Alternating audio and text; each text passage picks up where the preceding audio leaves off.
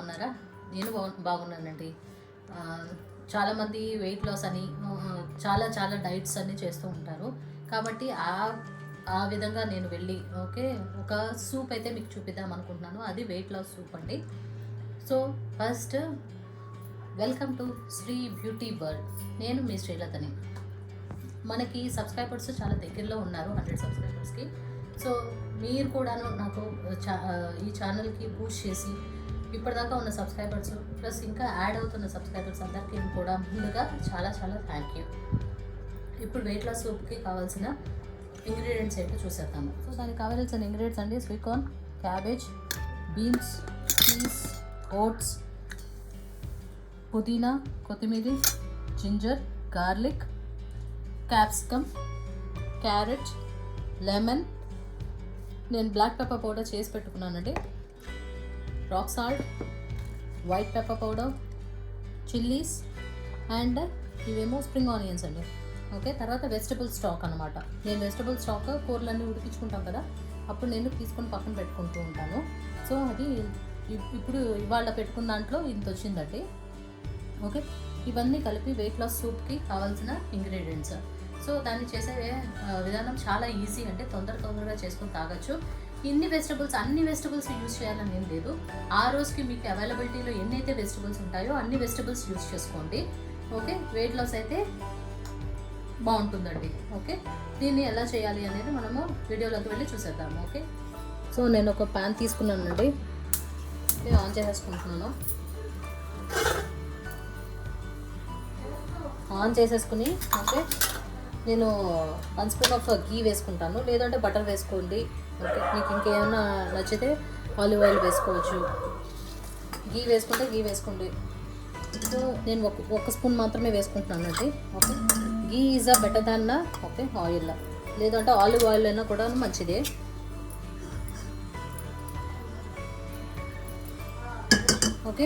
ఇది కొంచెము హీట్ ఎక్కిన తర్వాత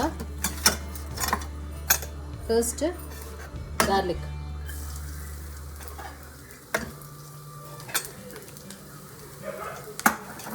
అది కొంచెము పచ్చివాసన పోయేదాకా ఫ్రై చేసుకోండి. తర్వాత నేను తీసుకున్న ఇంగ్రీడియంట్స్ అన్నీ కూడా రా అండి. అన్నీ రా వెజిటబుల్స్. నేనేమి ఉడికించి బాయిల్ చేసుకుని ఏమి పెట్టుకోలేదు. అది నేను ఫ్రై చేసుకుంటున్నాను.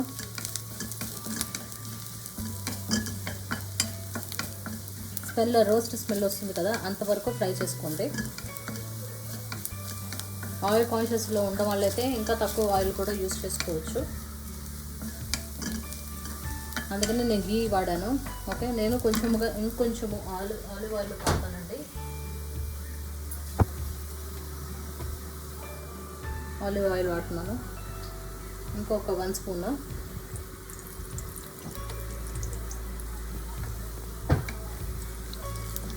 ఫ్రై చేస్తూ ఉండండి.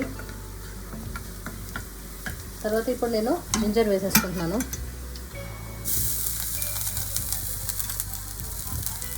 ఓట్స్ అనేవి ఫైబర్ ఉంటుంది కాబట్టి ఈజీలీ డైజెస్టబుల్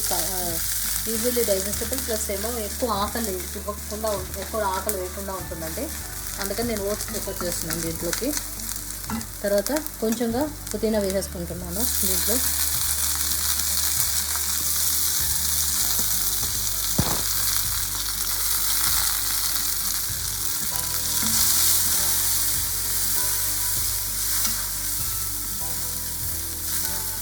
తర్వాత ఓట్స్ కూడా వేసేసుకుంటున్నానండి.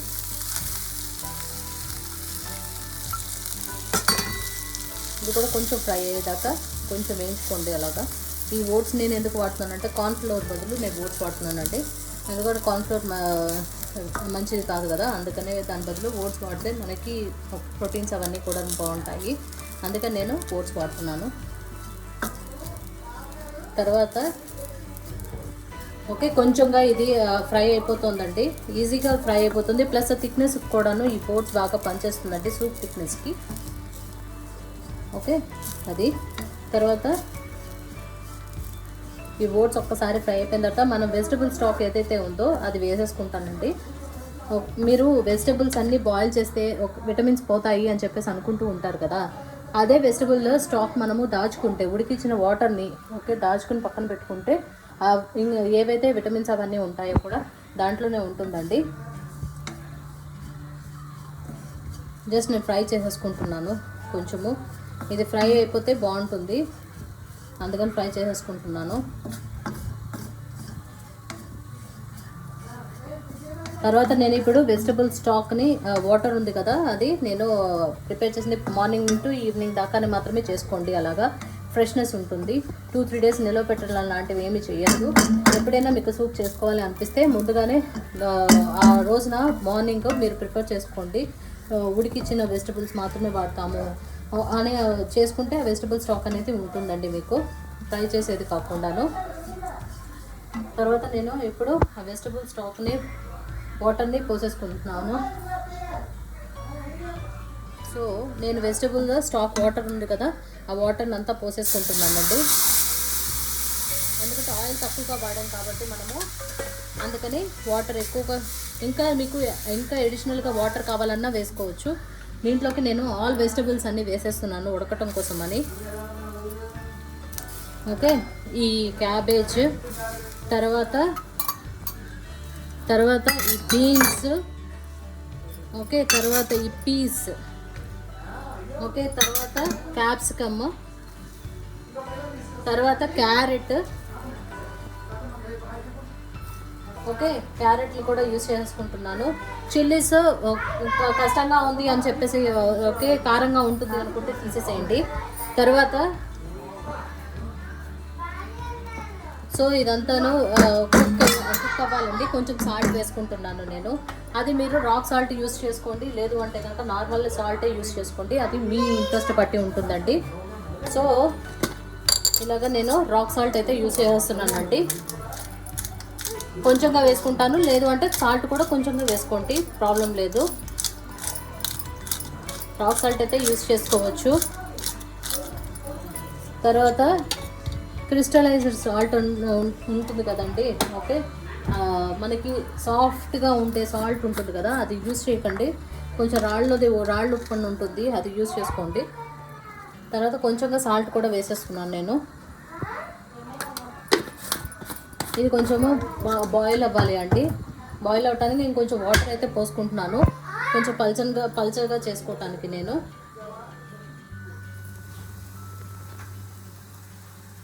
ఇప్పుడు బాయిల్ అవుతుందండి. సో నేను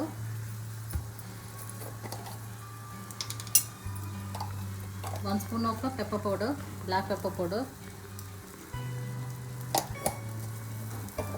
తర్వాత 1/2 teaspoon of white pepper powder.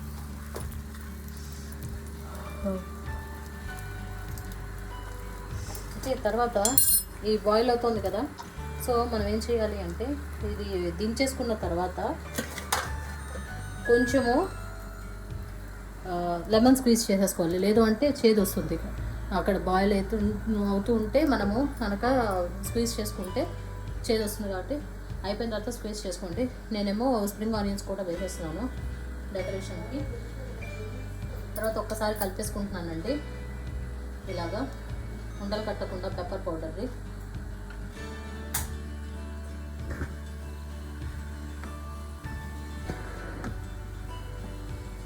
కలిపేసుకుంటున్నాను నేను. కారం ఇంకా ఇష్టపడే వాళ్ళు అయితే పెప్పర్ పౌడర్ ఎక్కువ వేసుకున్నా సరే, లేదు అంటే కనుక చిల్లీస్, ఓకే, చిన్న చిల్లీ ఒకటి వేసుకున్నా సరే. నేను కొంచెంగా వేసుకుంటున్నాను అంతే, మళ్ళీ పిల్లలు తినలేరు కాబట్టి. సో ఇది చూడండి థిక్నెస్ వస్తుంది కదా, అందుకనే ఓట్స్ అన్నానండి. ఇంకా చల్లారే కొద్దీ ఇంకా ఓట్స్ అనేవి ఇంకా వాటర్ని పీల్చుకుని బాగా ఇంకా థిక్గా అయిపోతాయి. అందుకని ఎక్కువ వెజిటబుల్స్ని బాయిల్ చేయకండి, విటమిన్స్ అవన్నీ పోతూ ఉంటాయి. ఇలా కొంచెం బాయిల్ అయితే చాలు. మనము స్టవ్ ఆఫ్ చేసుకుని తర్వాత ఇప్పుడు నేను ఒక లెమన్ని స్క్వీజ్ చేసుకుంటాను. ఒక లెమన్ పులుపు పట్టి అండి, అంతేగాని ఒకే లెమన్ అని కాదు.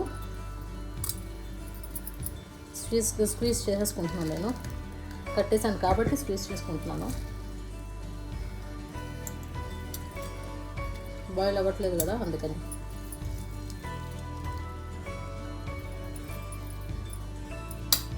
సో దాని మీద ఒక్కసారి కలిపేసుకుందాము.